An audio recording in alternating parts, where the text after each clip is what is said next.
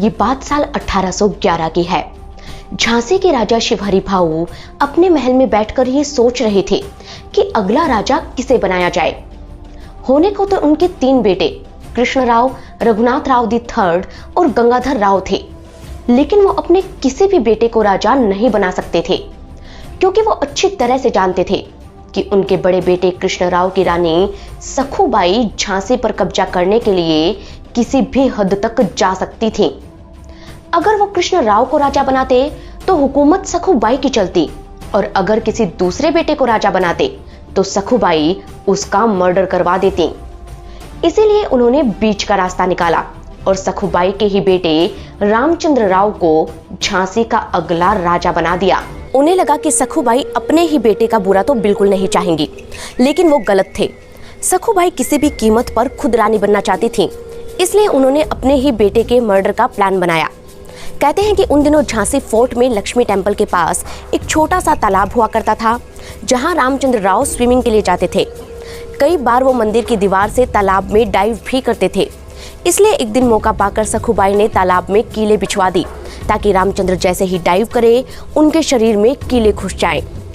हालांकि ऐसा हो पाता, उससे पहले ही सिपाही ने खुद जाकर रामचंद्र राव को सब कुछ सच सच बता दिया। सखुबाई के पागलपन से घबराकर रामचंद्र राव को झांसी फोर्ट में कड़ी निगरानी के बीच रखा गया, जहां 1835 में उनकी डेथ हो गई। उनके बाद राजा बने रघुनाथ राव दी थर्ड, जिनका अफेयर अपनी तवायफ के साथ था। उन्हें भी कोई बेटा नहीं था, इसलिए उनके भाई गंगाधर राव को राजा बनाया गया। लेकिन झांसी को वारिस देने के लिए गंगाधर राव का शादी करना जरूरी था, इसलिए झांसी के दरबारियों ने पुरी के जाने माने पंडित चंदन पुरी को बुलाया। पंडित ने गंगाधर राव की कुंडली देखी और सीधा बिठूर पहुंच गए। बिठूर में उन दिनों पेशवा का राज था, और पेशवा के कोर्ट में काम करने वाले मोरोपंत तांबे चंदनपुरी के अच्छे दोस्त थे। मोरोपंत तांबे की एक बेटी थी, मणिकर्णिका तांबे। उन्होंने मणिकर्णिका की कुंडली गंगाधर राव की कुंडली से मिलाई। कुंडली मैच होते ही दोनों की शादी फिक्स हो गई। महज 14 साल की उम्र में मणिकर्णिका ब्याह कर झांसी आ गई और उन्हें नाम मिला रानी लक्ष्मीबाई। वही रानी लक्ष्मीबाई जिन्होंने अंग्रेजों की नाक में दम करके रखा। वही रानी लक्ष्मीबाई जिन्होंने घोड़े पर बैठकर किले की दीवार से छलांग लगा दी। वही रानी लक्ष्मीबाई जिन्होंने 1857 की क्रांति में जबरदस्त शौर्य दिखाया। वही रानी लक्ष्मीबाई जिन्हें इतिहास झांसी की रानी के नाम से जानता है। रानी लक्ष्मीबाई की वीरता की कहानियां तो आपने कई बार सुनी होगी, लेकिन सवाल ये आता है कि ब्रिटिशर्स से उनकी दुश्मनी आखिर हुई ही क्यों? जब रानी की तरफ से ऑस्ट्रेलिया के फेमस लॉयर जॉन लैंग अंग्रेजों से लीगल बैटल लड़ रहे थे, तो फिर रानी को जंगे मैदान में क्यों उतरना पड़ा? कैसे थी झांसी की रानी और अंग्रेजों की आखिरी लड़ाई? क्यों उनसे लड़ने के लिए अंग्रेजों को अपने स्पेशल कमांडर बुलाने पड़े? और क्या हुआ झांसी का रानी के जाने के बाद? इन सभी सवालों के जवाब छिपे हैं झांसी रियासत के इतिहास में, जिन्हें जानने के लिए हमें चलना होगा 17वीं सेंचुरी में। देश की राजधानी दिल्ली से करीब 500 किलोमीटर दूर इंडिया के टाइगर स्टेट मध्य प्रदेश में ओरछा नाम की एक रियासत हुआ करती थी। 17वीं सेंचुरी में यहाँ के राजा वीर सिंह जुदेव अपने स्टेट की सिक्योरिटी के लिए अलग अलग पहाड़ियों पर किले बनवा रहे थे। इन्हीं में से एक फोर्ट बलवंत नगर की बंगीरा हिल्स पर भी बन रहा था। नॉर्थ इंडिया से साउथ इंडिया तक जाने वाले ट्रेड रूट पर होने के कारण इसे गेटवे ऑफ साउथ कहा जाता था, लेकिन इतिहास इसे झांसी किले के नाम से भी जानता है। कहते हैं कि राजा वीर सिंह ने यह किला टैक्स कलेक्शन के लिए बनाया था। ये दूर से किसी परछाई की तरह दिखता था। बुंदेलखंड में परछाई को झाई कहते हैं, और झाई सा दिखने के कारण इसका नाम झांसी पड़ गया। 18वीं सेंचुरी आते आते झांसी पर बुंदेला किंग छत्रसाल का राज हो गया। छत्रसाल अपनी बहादुरी के लिए फेमस थे। चित्रकूट से लेकर ग्वालियर और पन्ना से लेकर शाहगढ़ तक उन्हीं का राज चलता था। उनकी बहादुरी के मुरीद तो खुद पेशवा बाजीराव भी थे। इसीलिए 1729 में जब फर्रुखाबाद के सुल्तान मोहम्मद खान बंगश ने उन पर हमला किया, तब बाजीराव 20,000 से भी ज्यादा घुड़सवार लेकर उनकी मदद को पहुंचे। बाजीराव और छत्रसाल की सेना ने मिलकर बंगश की सेना को खदेड़ दिया। इस मदद से खुश होकर छत्रसाल ने बाजीराव को तोहफा देने की पेशकश की। बाजीराव ने तोहफे में मस्तानी को मांगा, तो छत्रसाल ने साथ में जालौन भी बाजीराव को दे दिया। अब जालौन पर मराठों का कब्जा हो गया, लेकिन जालौन के लिए उन्हें झांसी से होकर गुजरना पड़ता। झांसी पर अब भी मुगलों का कब्जा था और इसी वजह से मुगलों और मराठों में लगातार झड़पें होती रहती थीं। तब 1742 में पेशवा ने कालपी के सूबेदार नैरोशंकर को यहाँ भेजा। नैरोशंकर ने किले से मुगलों को निकाल दिया और खुद झांसी के नए सूबेदार बन गए। इस तरह झांसी पर मराठों का राज हो गया और नैरोशंकर ने किले को रिनोवेट करवाया। उनके बाद सूबेदार बने रघुनाथ राव नेवालकर, जिन्होंने फोर्ट में कई महल, मंदिर और बाग बनवाए।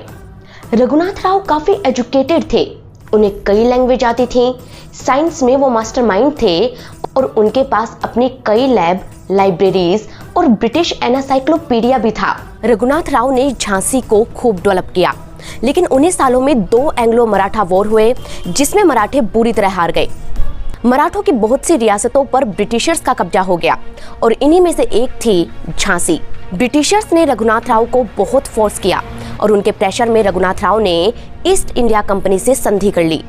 1801, 1803 और 1804 में दोनों के बीच लगातार 3 ट्रीटी पर सिग्नेचर हुए, जिसके बाद झांसी बन गया ब्रिटिश प्रोटेक्टरेट स्टेट। अंग्रेजों ने रघुनाथ राव को झांसी का राजा बना दिया और खुद यहाँ का एडमिनिस्ट्रेशन चलाने लगे। उन्होंने यहाँ पर अपना कैंट बना लिया और टैक्स में भी हिस्सेदारी लेने लगे। रघुनाथ राव नेवालकर के राजा बनने के बाद झांसी में नेवालकर डायनेस्टी की नींव पड़ी। हालांकि राजा बनकर भी रघुनाथ राव खुश नहीं थे। उन्हें लग रहा था कि अंग्रेजों के साथ संधि करके उन्होंने पेशवा को धोखा दिया है और इसी वजह से वो डिप्रेशन में आ गए।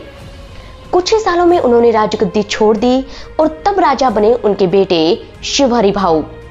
1814 तक शिवहरि भाऊ ने झांसी को रूल किया, लेकिन इस पीरियड में वो अपनी बहू रानी सखुबाई की हरकतों से परेशान रहे। सखुबाई ने उनके बड़े बेटे और फ्यूचर किंग कृष्णराव को पूरी तरह कंट्रोल करके रखा था। वो झांसी की रानी बनने के लिए बेकरार थीं, इसलिए शिवहरि भाऊ को उन्हीं के बेटे रामचंद्र राव को अगला राजा बनाना पड़ा।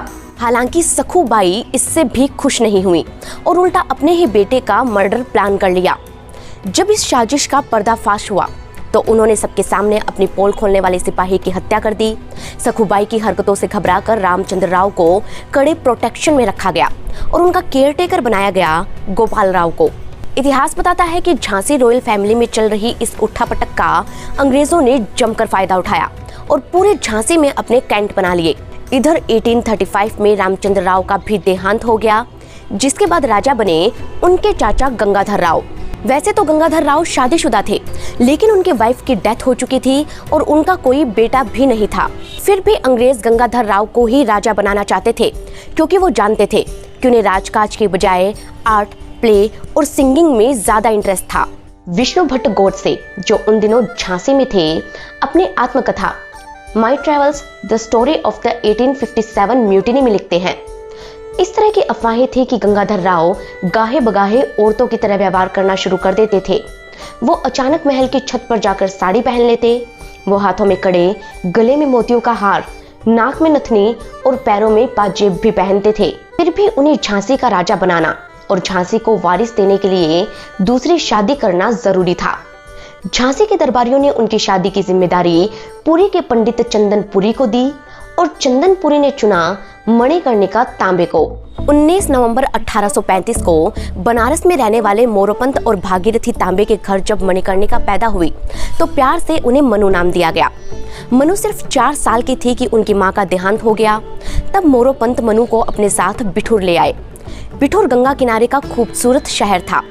उन दिनों यहाँ पर पेशवा का राज था और मोरोपंत उनके दरबार में नौकरी किया करते थे। मनु बचपन से ही काफी चंचल थी, इसलिए पेशवा उन्हें प्यार से छबीली कहते थे। उन्हें तीरंदाजी, घुड़सवारी और कुश्ती का भी काफी शौक था। मनु का बचपन अपने कजिन नाना साहिब और तांत्या टोपे के साथ खेलते हुए गुजरा। कहते हैं कि एक एस्ट्रोलॉजर ने उनकी कुंडली देखकर मोरोपंत से पहले ही कह दिया था कि एक दिन मनु किसी राजघराने की महारानी ही बनेगी। ये बात सच साबित हुई जब चंदनपुरी गंगाधर राव की कुंडली लेकर बिठूर पहुंचे। उन्होंने मणिकर्णिका और गंगाधर राव की कुंडली मैच की और चेक किया कि क्या दोनों को बच्चा हो सकता है या नहीं। कुंडली मैच होते ही शादी फिक्स हो गई और छोटी सी मनु दुल्हन बनकर झांसी आ गई। यहाँ उन्हें नाम मिला रानी लक्ष्मीबाई और अब वो झांसी की महारानी बन गई। मोरोपंत भी उनके साथ झांसी शिफ्ट हो गए। शादी के साल भर बाद यानी कि 1851 में गंगाधर राव और लक्ष्मीबाई को एक बेटा हुआ जिसका नाम रखा गया दामोदर राव। इसी के साथ झांसी को वारिस मिल गया और अब झांसी में खुशियां ही खुशियां थी। लेकिन ये खुशियां चंद दिनों की मेहमान थी, क्योंकि 4 महीने बाद ही दामोदर राव की मौत हो गई और पूरे झांसी में मातम पसर गया। बेटे की मौत से राजा गंगाधर राव को गहरा सदमा लगा और वो डिप्रेशन में चले गए। लेकिन अंग्रेजों से झांसी बचाने के लिए गंगाधर राव को अपने रिश्तेदार के बेटे आनंद राव को गोद लेना पड़ा। कुछ इतिहासकार कहते हैं कि दामोदर राव को सखुबाई ने मरवाया था, क्योंकि मौत के बाद उनका चेहरा किसी को नहीं दिखाया गया। तो वहीं कुछ इतिहासकार इसे नेचुरल डेथ करार देते हैं। खैर, 20 नवंबर 1853 दोपहर 3 बजे झांसी राजमहल में फंक्शन चल रहा था। इस फंक्शन में राजा गंगाधर राव ने आनंद राव को ऑफिशियली गोद लिया और उनका नाम बदलकर दामोदर राव रख दिया। दामोदर राव को झांसी का नया राजा बनाने का ऐलान किया गया और इसके बाद जबरदस्त जलसा हुआ। कहते हैं कि इस फंक्शन में ब्रिटिश गवर्नमेंट के पॉलिटिकल एजेंट मेजर एलिस भी इनवाइटेड थे। फंक्शन के बाद उन्होंने इंग्लिश में स्पीच दिया, जिसकी लास्ट लाइन थी, योर हाइनेस, ब्रिटिश सरकार आपकी वसीयत का सम्मान करे, उसके लिए मैं एड़ी चोटी का जोर लगा दूंगा। एलिस ने जोर लगाया या नहीं, ये बात तो कोई नहीं जानता, लेकिन ब्रिटिश सरकार झांसी के इस फैसले को नामंजूर करने वाली थी, जिसका सबसे बड़ा कारण था लॉर्ड डलहौजी। 1848 में जब डलहौजी भारत के गवर्नर जनरल बनकर आए तो उनकी एज सिर्फ 36 साल की थी। वो ही डॉक्ट्रिन ऑफ लैप्स नाम से एक नया एक्ट लेकर आए, जिसमें साफ लिखा था कि अगर किसी राजा के पास नेचुरल सक्सेसर नहीं है, यानी कि बेटा नहीं है, तो उनका पूरा एम्पायर ब्रिटिशर्स के पास चला जाएगा। इस तरह वो पंजाब, सिक्किम, अवध और उदयपुर को अपने एम्पायर में मिला चुका था और अब बारी थी झांसी की। हालांकि एलिस के स्पीच के बाद हर किसी को भरोसा था कि अंग्रेज दामोदर राव को झांसी का राजा मान लेंगे, लेकिन जब गंगाधर राव ने इसके रिगार्डिंग एक एफिडेविट बनाकर झांसी के एसडीएम को सबमिट किया तो उन्होंने इसे रिजेक्ट कर दिया। गंगाधर राव समझ गए कि अंग्रेज झांसी को नहीं छोड़ेंगे और इसी सदमे के कारण अगले ही दिन यानी कि 21 नवंबर को सुबह 4:30 बजे वो दुनिया छोड़ गए, जिसके बाद झांसी का पूरा भार रानी लक्ष्मीबाई के कंधों पर आ गया। लेकिन हार मानने या दुख मनाने के बजाय उन्होंने राजकाज बखूबी संभाल लिया। वो अपने पिता मोरोपंत और दरबारियों की सलाह से झांसी की हुकूमत चलाने लगी। हालांकि इसके 4 महीने बाद ही 15 मार्च 1854 को मेजर एलिस फिर से झांसी आए। रानी ने उन्हें अपने दरबार में बुलाया। क्रिस्टोफर हिबर्ट अपनी किताब द ग्रेट इंडियन म्यूटिनी 1857 में लिखते हैं, मेजर एलिस ने कहा कि उन्हें कलकत्ता से मैसेज मिला है कि भारत के गवर्नर जनरल ने दामोदर राव को राजा मानने से इनकार कर दिया है, इसलिए ब्रिटिश गवर्नमेंट ने झांसी स्टेट को टेक ओवर करने का फैसला किया है। अब झांसी के लोग ब्रिटिश गवर्नमेंट की रूलिंग में रहेंगे और सारे टैक्स भी ब्रिटिश गवर्नमेंट को मिलेंगे। कहते हैं कि जब ट्रांसलेटर ने एलिस की बात को मराठी में ट्रांसलेट किया तो रानी को बहुत गुस्सा आया। रानी ने ऊंची आवाज में कहा कि मैं अपनी झांसी नहीं दूंगी। मेजर एलिस उनके गुस्से को भांप गए और बोले, योर हाइनेस, मैं पूरी कोशिश करूंगा कि आपको पर्याप्त धन दिया जाए और ब्रिटिश गवर्नमेंट आपके साथ अच्छा सलूक करे। पर्सनल लेवल पर मैं इस फैसले को क्रिटिसाइज करता हूँ। मुझे इस बात का दुख है कि मुझे आपको ये फैसला सुनाने का ऑर्डर दिया गया है। एलिस जानते थे कि रानी किसी भी लालच में आने वाली नहीं है, फिर भी उन्होंने रानी को समझाने की कोशिश की। इधर शाम तक पूरे झांसी में ये बात फैल गई। लोगों ने अपनी दुकानें बंद कर दी। किसी भी घर में ना चूल्हा जला ना चिराग। पूरे शहर में अंधेरा फैल गया। तब रानी ने लोगों को संदेशा भिजवाया और कहा कि फिक्र करने की जरूरत नहीं है, हम कोई ना कोई समाधान जरूर निकाल लेंगे। इसके बाद रानी ने अपने सलाहकारों दीवान नरन सेन, कश्मीर मल और अपने पिता मोरोपंत तांबे को महल में बुलाया और कहा, मैंने इस फैसले का विरोध करने का निर्णय लिया है। हमारे पास सेना है और झांसी के लोग मेरे साथ हैं। मैं उनके साथ मिलकर अंग्रेजों से लड़ाई लड़ूंगी। हो सकता है कि हम हार जाएं, लेकिन हम तिरस्कृत होने से बच जाएंगे। रानी लड़ना चाहती थी और अंग्रेज भी इस बात को जानते थे, इसलिए उन्होंने झांसी को हड़पने में जल्दबाजी करने के बजाय धीरे धीरे रानी को कमजोर करने की कोशिश की। उन्होंने सबसे पहले रानी को किले की बजाय एक 3 स्टोरी हवेली में शिफ्ट किया। फिर उनका सारा पैसा और ज्वेलरी उनसे ले ली। रानी को सिर्फ 5,000 रुपए की पेंशन मिलती थी। फिर भी रानी झांसी में अपने पैरेलल गवर्नमेंट खड़ी करने में कामयाब हो गई। वो हवेली से ही झांसी का राज चलाने लगी। और झांसी को खून खराबे से बचाने के लिए सीधे जंग में उतरने की बजाय लीगल बैटल फाइट करने का फैसला लिया। इसके लिए उन्होंने ऑस्ट्रेलिया के मशहूर वकील जॉन लैंग को मिलने बुलाया। जॉन ब्रिटिश गवर्नमेंट के खिलाफ कई केस जीत चुके थे। उन दिनों वो मेरठ में रहा करते थे और वहीं से एक न्यूज़पेपर मुफ्फोसलाइट पब्लिश किया करते थे। जॉन हिंदी और फारसी में माहिर थे, इसलिए रानी का केस समझना उनके लिए आसान था। कहते हैं कि जब वो स्टेशन पहुंचे तो उन्हें लेने रानी के 50 घुड़सवार आए थे। जॉन के लिए स्पेशल बग्गी अरेंज की गई जिसमें ठंडे पानी के अंदर खूब सारी बियर की बोतल्स रखी थी। उन्हें हाथी में बैठाकर महल में लाया गया। मीटिंग के लिए रानी बाग के बीचों बीच एक खूबसूरत शामियाना लगाया गया। इस तरह रानी ने जॉन के वेलकम में कोई कमी नहीं छोड़ी। जॉन ने भी रानी के सम्मान में अपने जूते उतार दिए। दोनों के बीच केस को लेकर कई घंटों तक बातें हुई, लेकिन जॉन रानी को देख नहीं पा रहे थे क्योंकि दोनों के बीच पर्दा लगा था। हालांकि कुछ ही वक्त बाद खेल खेल में दामोदर ने पर्दा खींचकर हटा दिया। तब उन्होंने रानी को पहली बार देखा। रानी कैसी दिखती थी, इसके बारे में रेनर जेरोस्ट ने अपनी किताब the Rani of Jhansi rebel against will में लिखा है कि रानी मध्यम कद की तगड़ी महिला थी। उनकी युवा अवस्था में उनका चेहरा बहुत सुंदर रहा होगा, लेकिन अब भी उनके चेहरे का आकर्षण कम नहीं हुआ था। मुझे एक चीज जो थोड़ी अच्छी नहीं लगी कि उनका चेहरा जरूरत से ज्यादा गोल था। हाँ, उनकी आंखें बहुत सुंदर थी और नाक भी काफी नाजुक थी। उनका रंग बहुत गोरा नहीं था। उन्होंने एक भी जेवर नहीं पहन रखा था सिवाय सोने की बालियों के। उन्होंने सफेद मलमल की साड़ी पहन रखी थी जिसमें उनके शरीर का रेखांकन साफ दिखाई दे रहा था। जो चीज उनके व्यक्तित्व को थोड़ा बिगाड़ती थी वो थी उनकी फटी हुई आवाज। कहते हैं कि पर्दा हटने से रानी थोड़ी नाराज हुई, फिर हंसते हुए बोली, मैं उम्मीद करती हूँ कि मुझे देखकर आपकी मेरे और मेरे कष्टों के प्रति सहानुभूति कम नहीं हुई होगी। इसका जवाब देते हुए लैंग ने कहा कि अगर गवर्नर जनरल को मेरी तरह आपको देखने का मौका मिल जाता तो वो तुरंत आपको झांसी वापस दे देते। कहते हैं कि जॉन ने सबसे पहले रानी के केस को समझा और फिर लॉर्ड डलहौजी से अपील की। उन्होंने उन्हें 1804, 1817 और 1832 में की गई संधियों की याद दिलाई, जिसमें रामचंद्र राव और उनके फारिसों को झांसी पर राज करने की गारंटी दी गई थी। लेकिन डलहौजी ने इसे रिजेक्ट कर दिया क्योंकि वो किसी भी हाल में झांसी को हड़पना चाहता था। जॉन अंग्रेजों की मंशा समझ चुके थे। उन्होंने रानी को भी बता दिया कि लीगल बैटल फाइट करने से कोई फायदा नहीं होने वाला। रानी भी समझ गई कि अब जंग ही आखिरी रास्ता है और तब उन्होंने हथियार उठा लिए। वो फिर से घुड़सवारी करने लगी। वो रोजाना शाम को दरबार लगाती, कभी चंदेरी की सफेद साड़ी पहनकर तो कभी राजा की तरह कोट और पगड़ी पहनकर लोगों से मुलाकात करती। जॉन लैंग 1856 तक रानी की तरफ से लीगल बैटल लड़ते रहे, लेकिन 1857 आते आते ब्रिटिशर्स और झांसी की रानी के बीच जंग के हालात बनने लगे। इस आग में घी का काम किया 1857 की उस क्रांति ने जो मेरठ से शुरू हुई थी। कहते हैं कि मेरठ कैंट में ब्रिटिश आर्मी के ही एक सिपाही मंगल पांडे ने अंग्रेजों के खिलाफ विद्रोह कर दिया था, जिसे कुचलने के लिए ब्रिटिशर्स ने मंगल पांडे को सूली पर चढ़ा दिया। इससे लोगों का गुस्सा भड़क गया और अंग्रेजों के खिलाफ क्रांति शुरू हो गई। इसी क्रांति को इतिहास में 1857 की क्रांति कहा गया। क्रांति की ये आग नॉर्थ इंडिया में तेजी से फैल रही थी, जिसका असर झांसी पर भी पड़ा।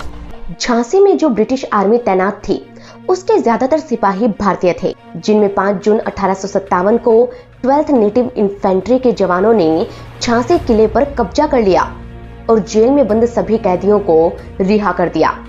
तब रानी लक्ष्मीबाई दोबारा किले में आ गईं और यहाँ आकर सबसे पहले आर्म्स फैक्ट्री लगाई। अब झांसी किले में तोप, गोले और बंदूकें बनने लगी। रानी ने किले में राशन का स्टोरेज शुरू कर दिया। उन्होंने किले के आसपास के सारे पेड़ कटवा दिए ताकि लड़ाई के वक्त अंग्रेजों को छांव नसीब ना हो। वो साड़ी छोड़कर कुर्ता पजामा पहनने लगी।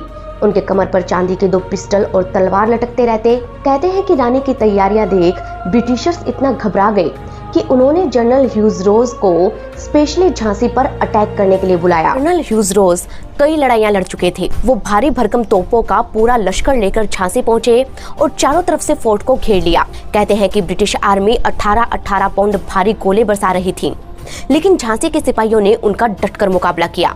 ये देख ह्यूज रोज ने खुद लिखा कि झांसी के तोपची गुलाम घोष खान ने जिस तरह हमारा सामना किया और हम पर बार बार गोले बरसाए वो देखने लायक था।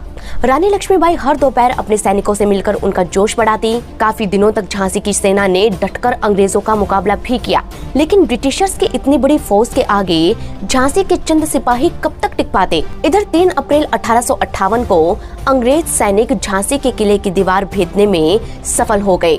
अंग्रेज किसी भी वक्त झांसी के किले में एंटर कर सकते थे, इसलिए रानी ने आधी रात को ही किला छोड़ दिया और अपने 100 सिपाहियों के साथ बुंदेलखंड के गांव की तरफ निकल गईं।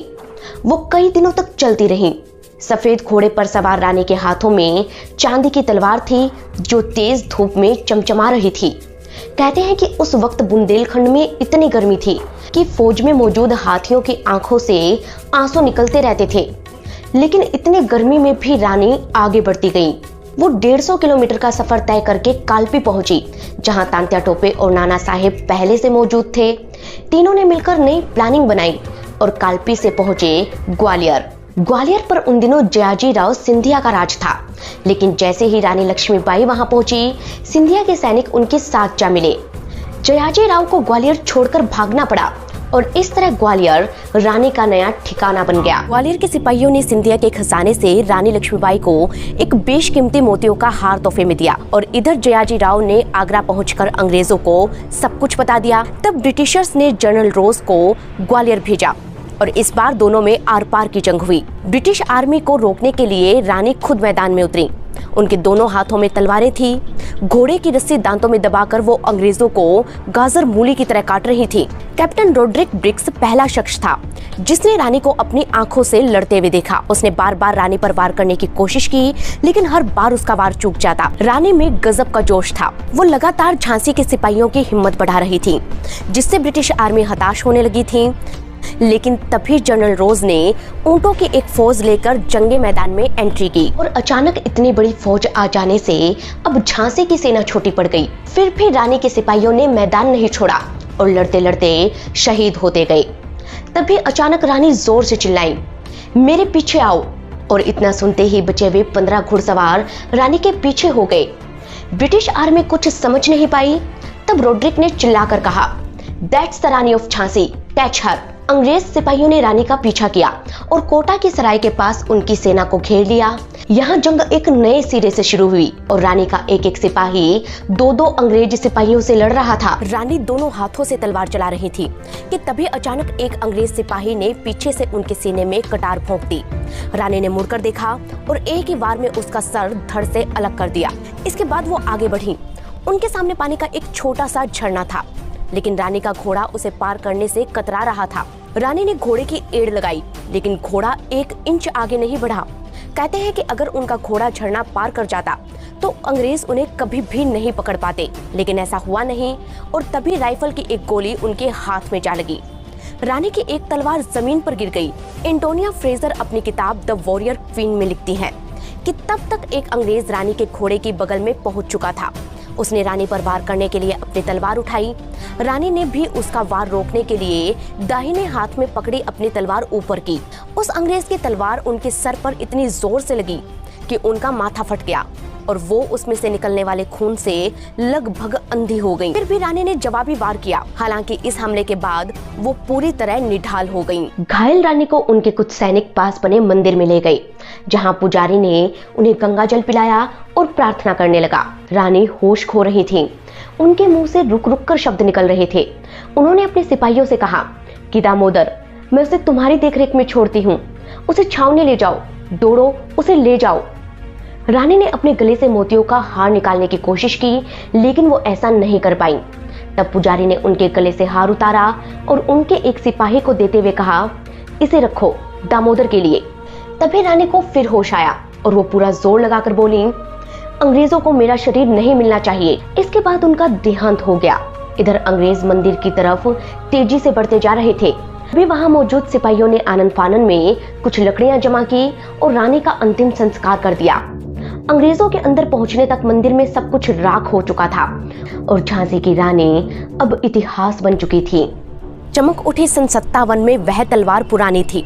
बुंदेले हर बोलो के मुंह हमने सुनी कहानी थी। खूब लड़ी मर्दानी वो तो झांसी वाली रानी थी।